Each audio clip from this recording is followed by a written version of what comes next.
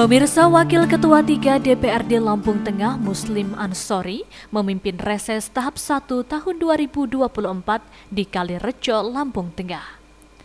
Para wakil rakyat menyambangi Kampung Sukosari untuk menemui konstituen di daerah pemilihan 3 Lampung Tengah medio April lalu. Reses jaring aspirasi masyarakat merupakan agenda rutin di luar kantor DPRD yang digelar 4 kali dalam setahun. Kegiatan reses merupakan agenda berkesinambungan yang menjadi rujukan rumusan kebijakan pembangunan. Reses berisi pemaparan singkat soal tugas dan fungsi masing-masing komisi di DPRD Lampung Tengah. DPRD Lampung Tengah terdiri dari 4 komisi ditambah dengan struktur Badan Musyawarah, Badan Anggaran, Badan Kehormatan, dan Badan Pembentukan Daerah. Masyarakat mendapat pemaparan tentang 3 fungsi pokok DPRD, yakni legislasi, fungsi anggaran, dan pengawasan. Menghadiri undangan reses anggota DPRD Kabupaten Lampung Tengah tahap 2 masa sidang kedua tahun 2024. Mudah-mudahan reses pada kesempatan kali ini khusus di Kampung Sukosari ini bisa bermanfaat, bisa berguna, wabil khusus nanti untuk Kampung Sukosari. Amin, Allahumma amin. Bapak Ibu yang sangat kami hormati, perlu kiranya kami sampaikan bahwa untuk Kabupaten Lampung Tengah, anggota DPRD reses ini selalu bersama-sama, lalu dilaksanakan bersama-sama, semua anggota dewan hadir, kemudian menyerap aspirasi dari Bapak Ibu semua, kemudian kita bawa ke paripurna dan kita sampaikan ke Bupati untuk menjadi acuan pembangunan pada tahun-tahun yang akan datang.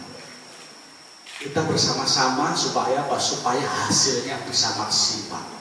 Bisa jadi kalau tahun-tahun yang dulu kita resesnya cuma setiap satu anggota dewan satu, nah ini dimaksimalkan perannya bersama-sama, tidak memandang hijau, putih, kuning, orange, dan lain-lain. Tapi kebersamaan ini mudah-mudahan menjadi komitmen kita semua untuk membangun Lampung Tengah. Bapak Ibu yang sangat kami hormati, reses adalah program di antara sekian program pembangunan yang ada di kabupaten, karena selain reses dalam rangka kita menjalankan program pembangunan juga bisa melalui musrembang yang diawali dari musrembang dusun, musrembang kampung, kemudian kecamatan, kemudian dilanjutkan ke musrembang kabupaten.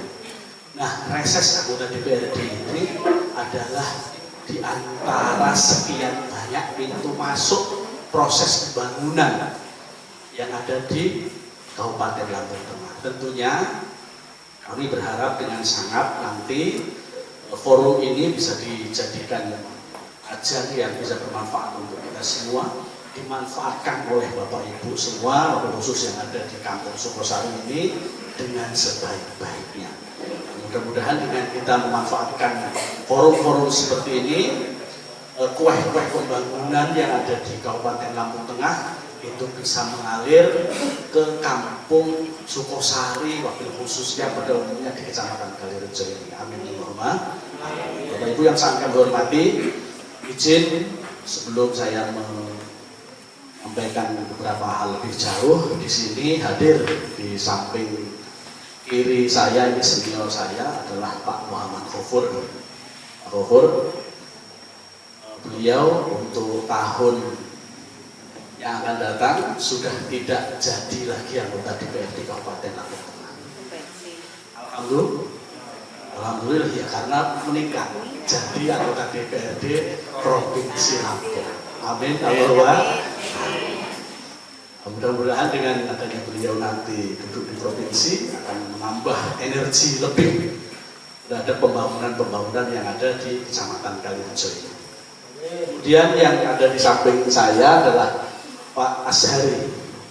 Tentunya tidak asing lagi, ini saudara kita semua.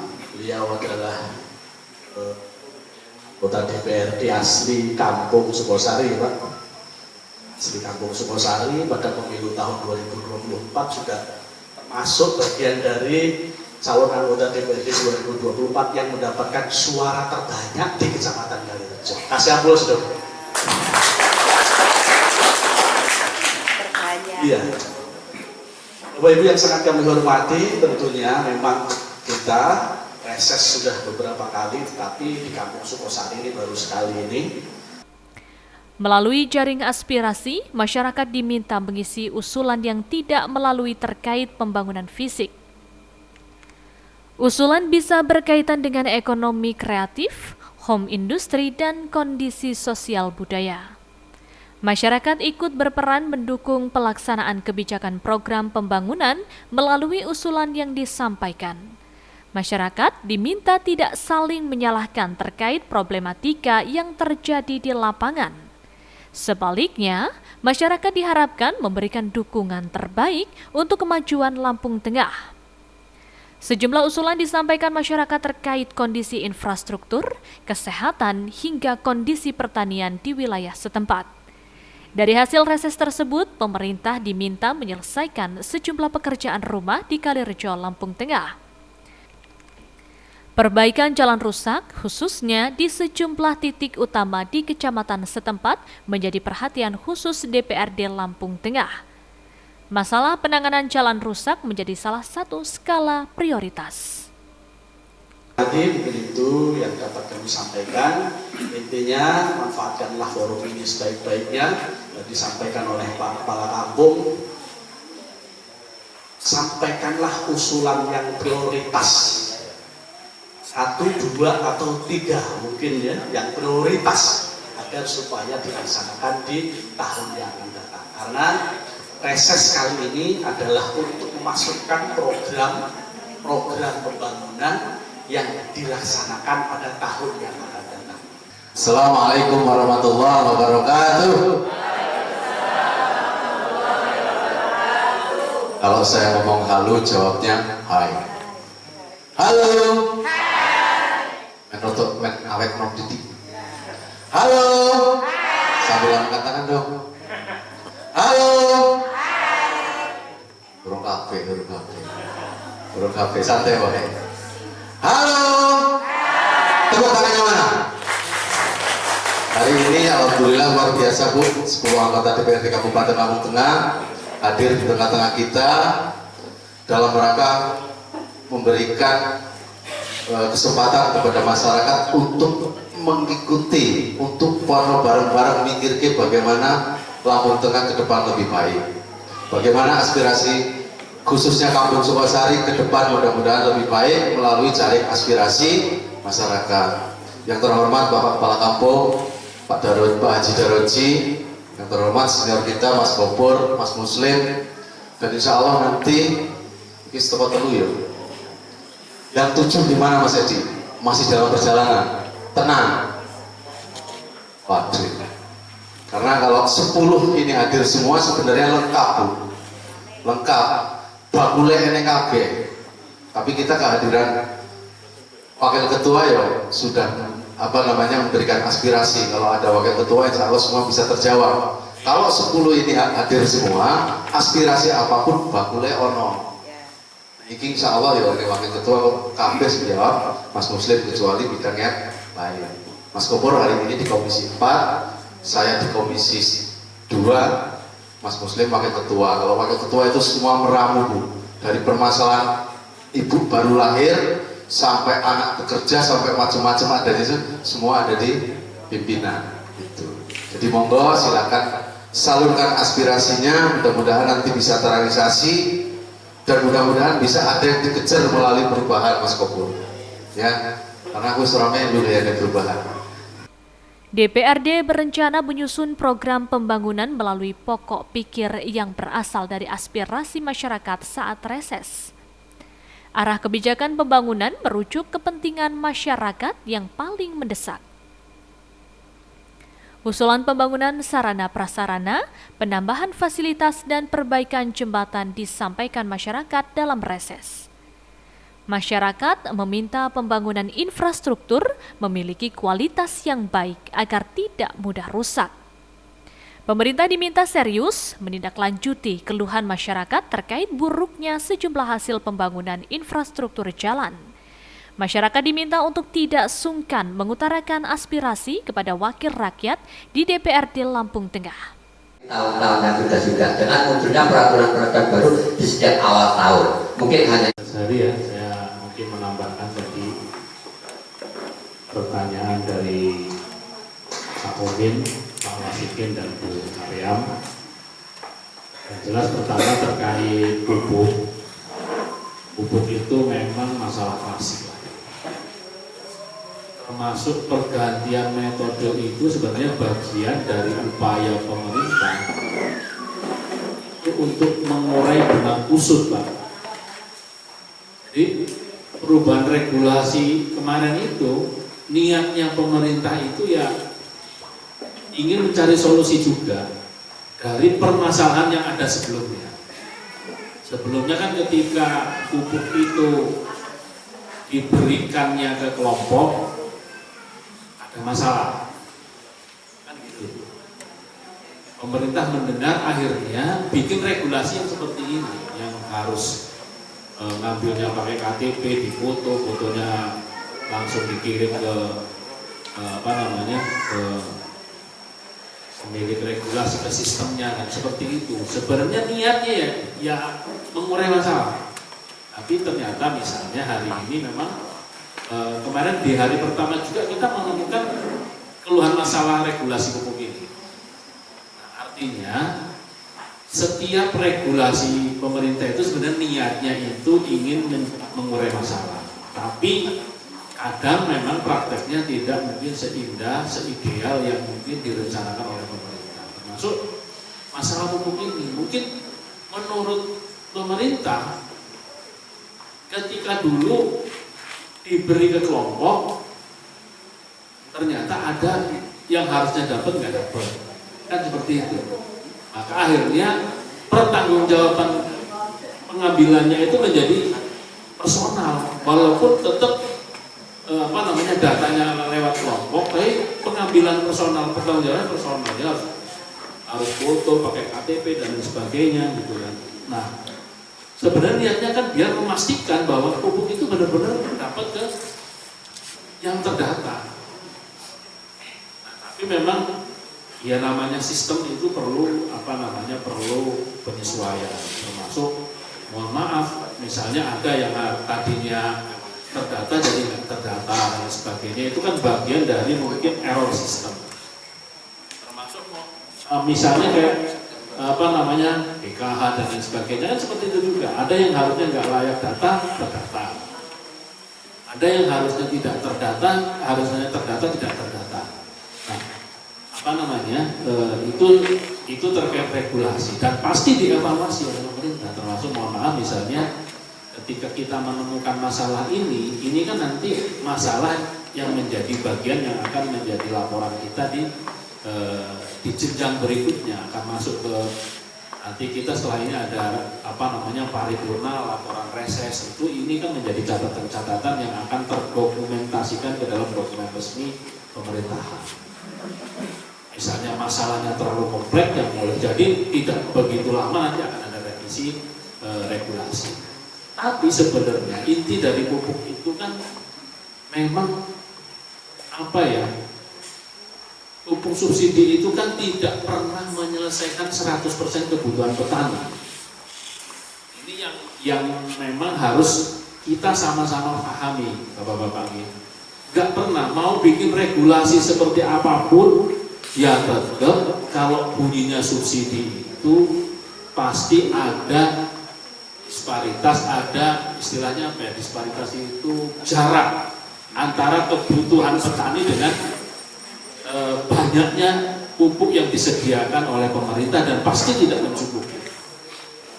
Jadi kalau kita ngomong pupuk subsidi, ya jangan kita pernah bermimpi ketika petani butuh akan terpenuhi 100%. Enggak mungkin. Karena kemampuan negara itu enggak sampai 100%, Pak. Kenapa? ada RDKK itu bagian dari alat analisis negara untuk menentukan berapa banyak pupuk yang akan kita subsidi, kita berikan ke petani. Kan seperti itu. Makanya mudah-mudahan nanti pemerintah baru, kan setelah ini kita akan mengalami pemerintahan baru ya, siapapun presidennya nanti yang terpilih, yang sudah terpilih kan Pak Prabowo gitu kan. Kalau beliau nanti dilantik Oktober 2024, itu kan pemerintahan baru. Mudah-mudahan punya regulasi yang revolusioner terkait pupuk itu. Karena kalau regulasinya enggak dirubah secara revolusioner, saya yakin tidak selesai masalah pupuk ini. Mau digonta-ganti seperti apapun sistemnya. Mungkin kadang saya berpikir mungkin perlu kadang-kadang masyarakat petani itu atau kita buat regulasi itu nggak ada subsidi pupuk.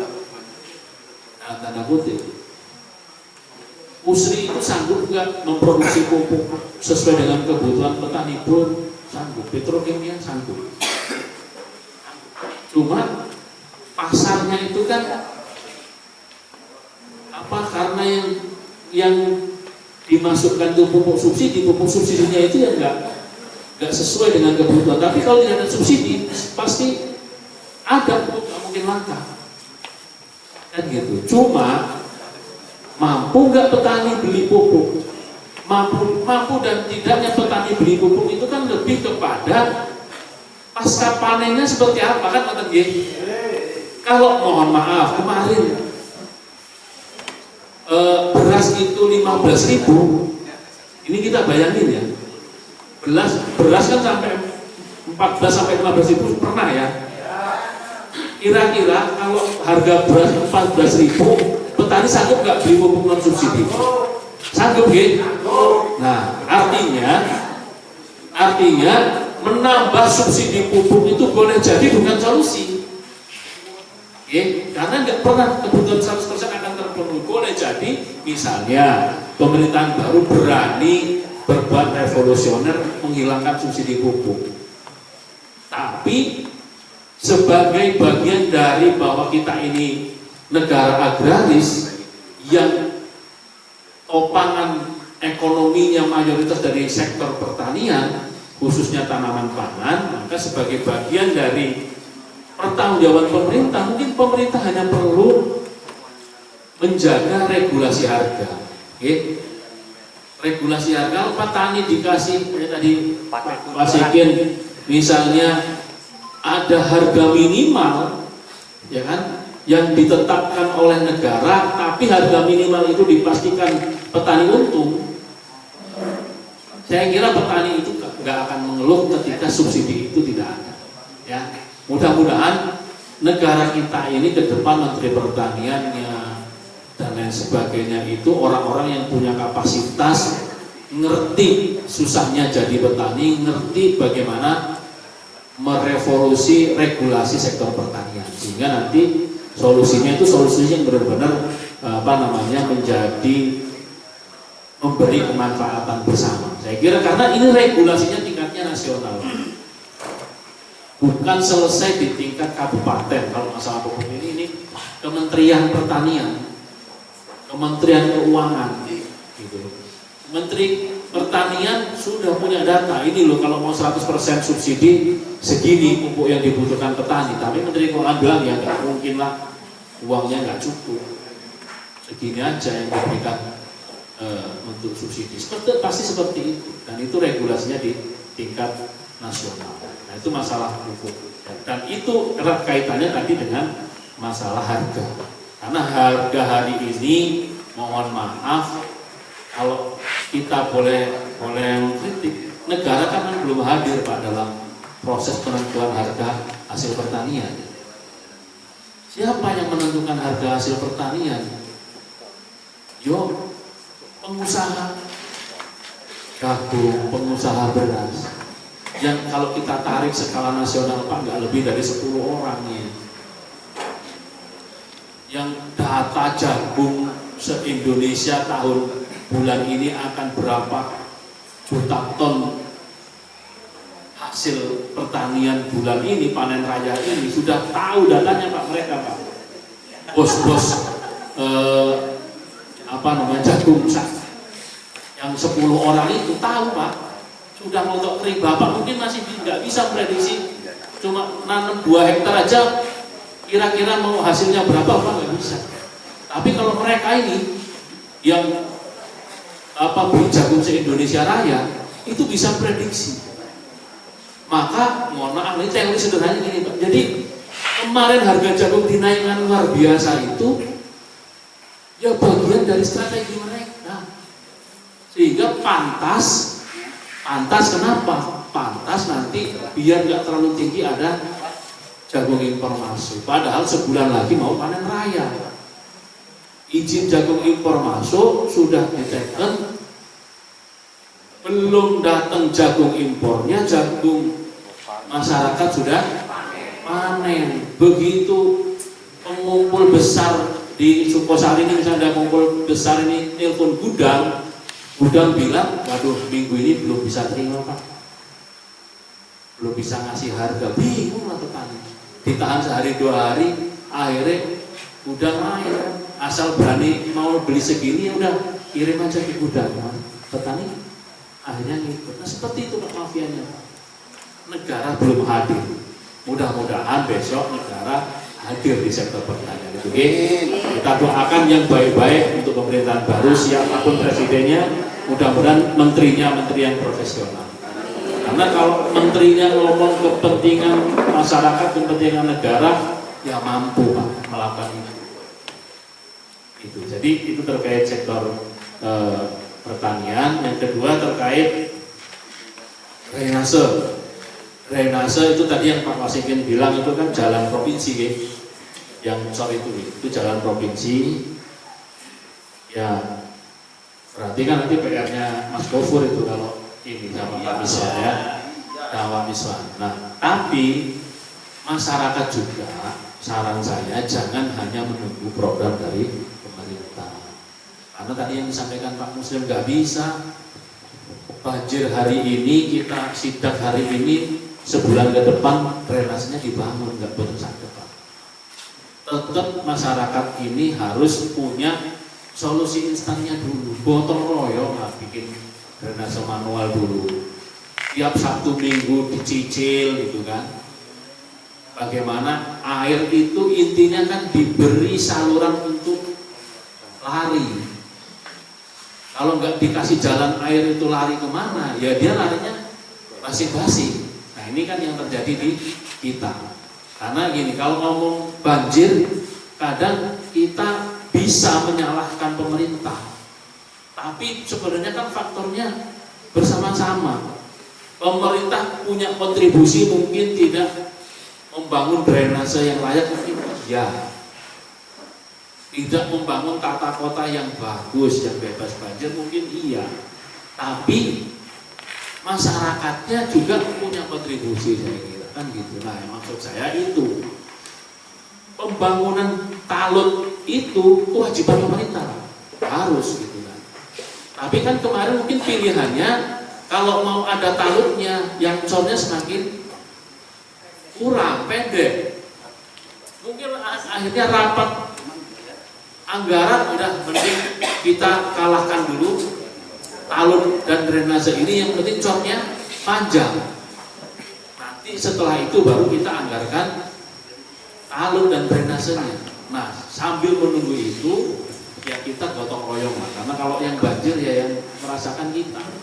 Mas pemerintah dilapori responsif nggak responsif, tapi nggak bisa sebulan setelah itu langsung realisasi. Kalau tahun ini mohon maaf, kayak kami ini kenapa perlu reses sekarang? Padahal mohon maaf pembahasan APBD-nya nanti Oktober November. Kami ini sudah selesai ya. Pak Tosa. Kami sudah selesai dalam arti, saya lanjutkan, dalam arti periodenya Pak Nggih. Jadi Oktober November kami nggak jabat dewan periode ini maksudnya. Ada yang lanjut, ada sebagian yang nggak lanjut. Tapi reses ini tetap harus kita lakukan. Kenapa? Karena dokumen pokir dan KUA PPAS ini harus masuk di bulan Juni-Juli ini. Bahan rapat bulan Oktober November besok ini harus kita input di Juni-Juli ini. Tidak mungkin kita kasihkan ke yang baru. Nah, inilah pemerintahan seperti itu. Kita nggak melihat periodisasi jabatan. Mohon maaf, misalnya kalau ngomong periodisasi jabatan, mungkin Pak Asari memilih ngopo dengan aspirasi yang bisa akurat tadi kan. Tapi insya Allah kita semua berjiwa besar tidak mikirin itu. Kita tetap nanti bulan Juni-Juli ini kita ingin memastikan aspirasi-aspirasi yang kita dengarkan di reses ini semaksimal mungkin kita masukkan dalam dokumen KUA PPAS yang pada ujungnya terrealisasi menjadi pembangunan di APBD 2025. Pemirsa, usulan masyarakat yang disampaikan dalam reses DPRD mayoritas seputar pembangunan infrastruktur fisik dan peningkatan kesejahteraan aparatur pemerintahan kampung. Warga meminta pembangunan jalan kampung yang menjadi akses utama penghubung antar dusun di kampung setempat. Pemerataan pembangunan menjadi usulan masyarakat untuk menunjang aktivitas sehari-hari. Selain itu, peningkatan jalan penghubung antar kampung dari kondisi onderlah ke tahap pengaspalan diharapkan dapat dipertimbangkan pihak legislatif. Kenaikan besaran insentif Linmas dan perbaikan fasilitas balai kampung juga menjadi usulan aparatur kampung. Pihak legislatif berjanji akan mengawal setiap usulan masyarakat melalui tahapan berjenjang sesuai dengan prioritas pembangunan. Masyarakat diminta tidak salah kaprah terkait agenda reses wakil rakyat.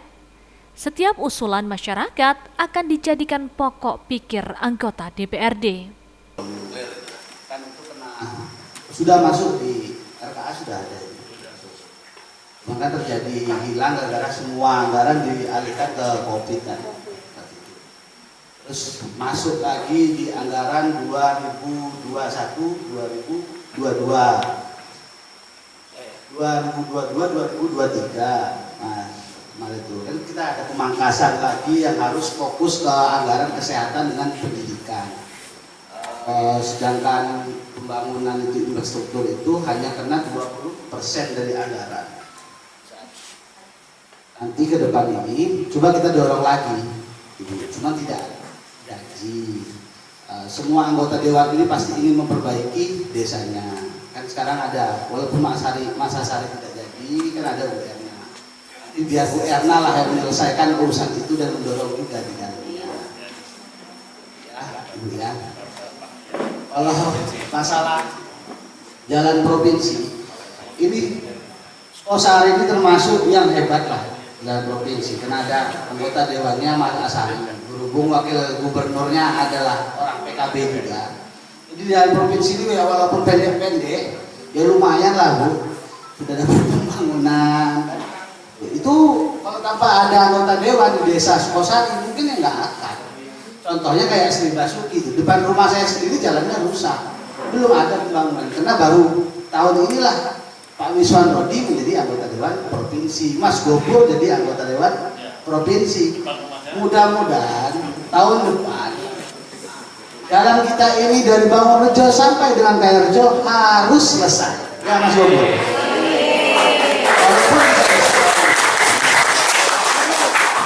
Walaupun tidak bisa tahun depan, kan masih 5 tahun. Seenggaknya pasti selesai lah masa jabatan mereka. Mereka memikirkan mana lagi. Setiap hari Mas Gopur itu kalau mau rapat, Pak Miswan mau rapat ke Gunung Surgi, pasti lewat situ. Cuma berhubung kemarin Mas Gopur DPRD kabupaten nggak bisa nangani provinsi. Pak Miswan kemarin nggak jadi, mau KRI nggak jadi nggak bisa. Sekarang mereka berdua jadi, mereka berdua melewati lalu lintas ini. Insya Allah pasti dibantu. Setuju nggak Mas Gopur? Ya pemirsa, aspirasi masyarakat akan menjadi rujukan pembangunan periode tahun mendatang. Proses usulan pembangunan dilakukan tahun ini, merupakan bahan pihak terkait yang akan direalisasikan pada tahun anggaran mendatang. Setiap hasil reses merupakan catatan pertimbangan yang akan dibahas sesuai dengan skala prioritas. Pembahasan tersebut bertujuan menciptakan konsep terorganisir setiap program yang ada di eksekutif dan legislatif. Targetnya, pemerataan pembangunan dapat menciptakan Lampung Tengah yang lebih baik. Antusiasme masyarakat Kampung Sukosari, alhamdulillah sangat antusias sekali terhadap kehadiran kita reses kampung ini. Mudah-mudahan nanti hasilnya akan maksimal. Kita sudah menampung semua aspirasi, semua usulan-usulan, ada infrastruktur, ada pendidikan, ada bidang pertanian, kemudian keagamaan, semuanya sudah kita rangkum dan nanti akan kita sampaikan ke Bupati melalui rapat paripurna hasil reses pada tahun ini.